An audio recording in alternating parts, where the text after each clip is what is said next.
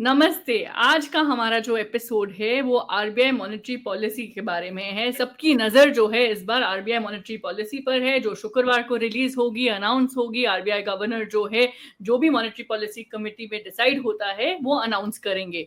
लेकिन इस बार खास नज़र क्यों है? खास नज़र इसीलिए है क्योंकि जो ग्रोथ है, जीडीपी जो है, हमने देखा कि स्लो पेस पे है। 7 क्वार्टर में हमने देखा कि महँगाई जो है, इन्फ्लेशन जो है, वो 6% से ज़्यादा है अभी। उस लेवल से ज़्यादा है। तो महँगाई और ग्रोथ का ये जो सिनेरियो है, इसको देखते हुए काफ़ी सारे इकोनॉमिस्ट की नज़र जो है इस बार खाली आरबीआई मॉनेटरी पॉलिसी की अनाउंसमेंट पर है। हमारे साथ हैं Sanchita Mukherjee, senior business economist, Mitali Nikore, senior economist. ये दोनों ही हमारे जो सीनियर इकोनॉमिस्ट हैं, एक तरह से एक्सपेक्टेशंस पर और भारत की अर्थव्यवस्था की जो सिचुएशन है, क्या ये लॉन्ग टर्म है? क्या ये खाली सिक्लिकल है, शॉर्ट टर्म है? ये सिनेरियो क्या कुछ ही दिन, कुछ ही महीनों की बात है? ये सारी ही बातें हमें समझाएँगे। तो संचिता, सबसे पहले आपकी क्या एक्सपेक्टेशन है आरबीआई की मॉनेटरी पॉलिसी से? आपको क्या लगता है कि इस बार रेट कट होगा, रेपो रेट कट? और महँगाई और ग्रोथ का जो फोरकास्ट है, जो एस्टिमेट है, क्या आपको लगता है कि वो भी चेंज होगा या जो है वैसा ही रहेगा? धन्यवाद साक्षी। आपका शो अटेंड करने में ऑलवेज बहुत ही अच्छा लगता है। देखिए, आज आरबीआई एमपीसी कमेटी का मीटिंग 6 डे मीटिंग शुरू हुआ है। काफ़ी एक्सपेक्टेशंस है बिकॉज डेफिनेटली सभी को नज़र आ रहा है, ये हमने पहले भी बातें की है। इंडियन इकोनॉमी स्लो डाउन से गुजर रही है। वो slow down urban demand consumption को भी अफेक्ट कर रहा है।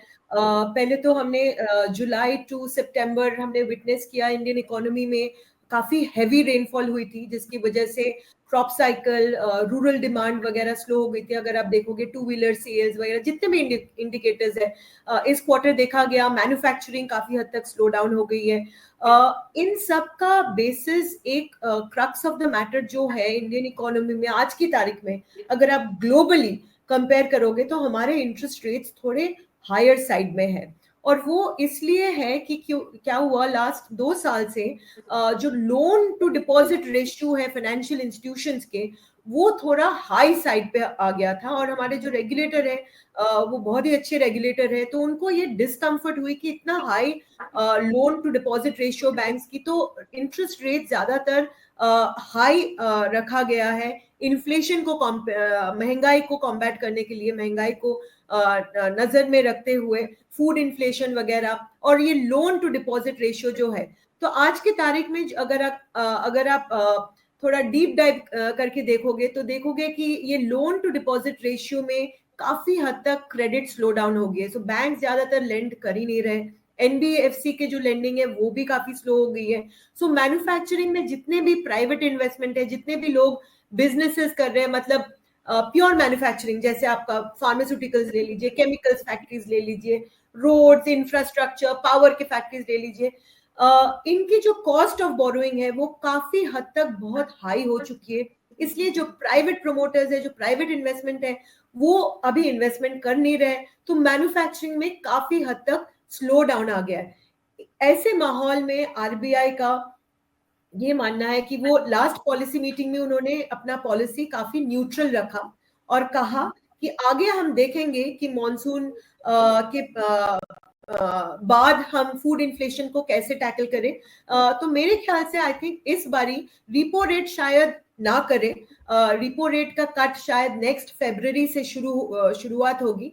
But I think RBI and MPC इस मॉनेटरी पॉलिसी कमेटी मीटिंग में वो सीआरआर को एड्रेस करेंगे। सीआरआर होता है आपका कैश रिजर्व रेशियो।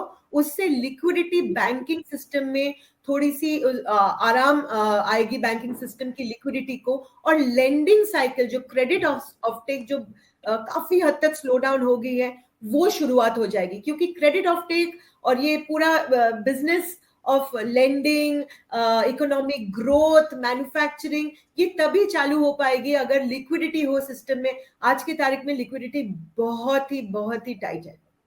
जी, बिल्कुल। मिताली, क्या आप सहमत हैं कि लिक्विडिटी बूस्ट करना जो है बहुत ही ज़रूरी हो गया है और ये कदम शायद इस आरबीआई मॉनेटरी पॉलिसी में हमें दिखे? बिल्कुल, बिल्कुल साक्षी, मैं काफ़ी हद तक संचिता ने जो कहा उससे बहुत ही सहमत हूँ। और अगर हम ये देखें कि अभी आज इंडिया का इकोनॉमी का स्टेट क्या है, मतलब क्या हाल चल रहा है, तो सबसे पहले तो हमें ये देखना चाहिए कि ठीक है, हमारा ग्रोथ शायद थोड़ा कम है, लेकिन वो ग्रोथ तो फिर भी है। सबसे बड़ी बात हमें ये मान के ये हमें समझनी चाहिए, क्योंकि आज भी इंडिया की जो ग्रोथ है पूरे विश्व में सबसे आगे है। इंडिया सबसे फास्टेस्ट ग्रोइंग इमर्जिंग इकोनॉमी आज भी है पूरे विश्व में। तो इस क्वार्टर में हमारी ग्रोथ 5.4%, मतलब 5.4% पे आई है। एंड जैसे साक्षी आपने भी कहा और संचिता ने भी कहा, हमें ये देखना है कि ये ग्रोथ कम क्यों हुई। अगर हम पिछले साल के आंकड़े देखें और इस साल के आंकड़े देखें, तो क्यों हमारे आंकड़े इस बार कम आ रहे हैं, तो उसका रीजन, नंबर वन रीजन जो हम देखते हैं, वो है मैन्युफैक्चरिंग सेक्टर। अगर पिछले साल की ग्रोथ से इस साल की ग्रोथ को कंपेयर करा जाए, तो मैन्युफैक्चरिंग की ग्रोथ बहुत कम हो गई है, केवल 2% पर है। तो ये क्यों हो रहा है? ये एक्चुअली इकोनॉमिक्स में हम एक टर्म यूज करते हैं, सिक्लिकल ग्रोथ। यानी कि अगर पिछले साल हमारी 12 या 14% ग्रोथ थी, उसमें इतना हमारा ग्रोथ हमने देख लिया, इतना इन्वेस्टमेंट आ गया, अब इस साल वो थोड़ा कम पे जा रहा है। तो ये एक साइकिल है एक तरह से ग्रोथ का, जो हम देख रहे हैं। तो इससे इसका मतलब ये नहीं है कि इंडियन इकोनॉमी का जो एक फाउंडेशन है, एक स्ट्रक्चर है, वो कहीं से वीक हो रहा है, ऐसा कुछ नहीं है।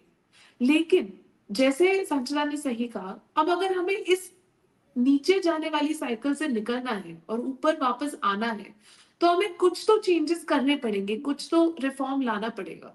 और सबसे इंपॉर्टेंट रिफॉर्म आज की डेट में यही है कि जो आपका क्रेडिट की कॉस्ट है, यानी कि आप पैसा किस रेट पर बोरो कर रहे हैं बैंक से, वो आपके लिए कम होना चाहिए, ताकि आप एक अगर बिजनेस पर्सन है तो आप इन्वेस्ट करें।